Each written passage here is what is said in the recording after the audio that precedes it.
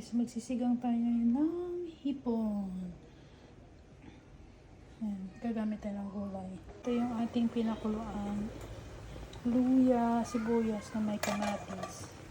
Pakuluan lang natin siya guys. Nilagyan ko na rin yan ng patis. Ayan, kamatis, luya, sibuyas. Saka natin lagay yung hipon.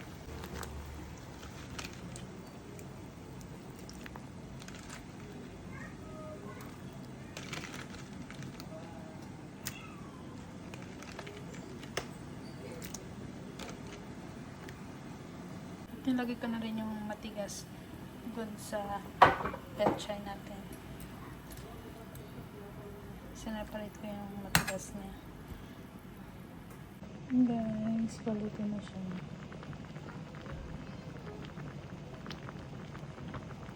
And guys, sinaseparate ko din yung gulay niya para hindi siya ma-overcook. Hinaahon ko siya para hindi siya ma-overcook, para mas masarap.